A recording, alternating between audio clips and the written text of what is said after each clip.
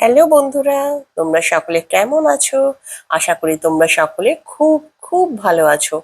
আমি প্রিয়াঙ্কা আজকে আবার চলে এসেছি তোমাদের জন্য একটা নতুন ভিডিও নিয়ে। এতদিনে তোমরা তো সকলে জেনে গেছো যে আমি সিঙ্গাপুর থেকে শিফট করেছি কুয়ালালামপুর, মালয়েশিয়া, মানে কেএলএ। আজকে ছিল কেএলএ আমার as a resident first day. আজকে মর্নিংয়েই আমি কিন্তু কেএলএ এসে পৌঁছেছি।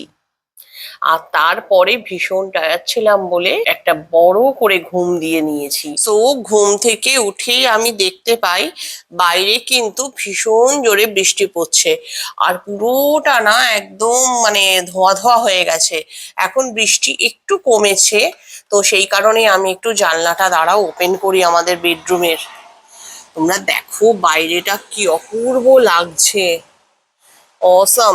এইখানে না কোনো বিল্ডিং তৈরি হবে মনে হয়, কারণ তার জন্য কাজ চলছে। আর দেখো আমি যে কন্ডোটাতে আছি তার চারপাশে শুধু হাইওয়ে, মানে রাস্তাগুলো সাপের মতো এঁকে বেঁকে এদিকে চলে গেছে। আর দূরে দেখো ওই সবুজের মাঝখান দিয়ে যে এক চিলতে নদীর মতো দেখতে পাচ্ছ, ওটা হচ্ছে ক্লাং রিভার। সো ভিউটা জাস্ট অসম। এই 24th ফ্লোর থেকে ভিউটা একদম ফাটাফাটি।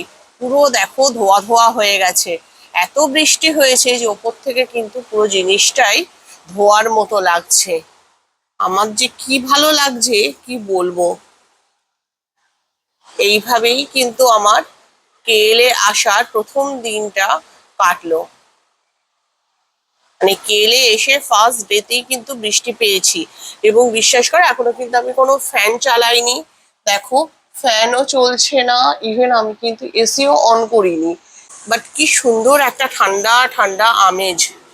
এরকম যদি ওয়েদারটা থাকে না, উফ, তাহলে কিন্তু আর কিচ্ছু চাই না। জানি না রোদ উঠলে হয়তো এতটা আরামদায়ক পরিবেশ হবে না, ঠান্ডা থাকবে না, বাট এখন তো খুব ভালো লাগছে। তাহলে চলো বন্ধুরা, আজকের মতো বাই। পরে আবার আমি চলে আসবো তোমাদের জন্য আরেকটা নতুন ভিডিও নিয়ে। টাটা।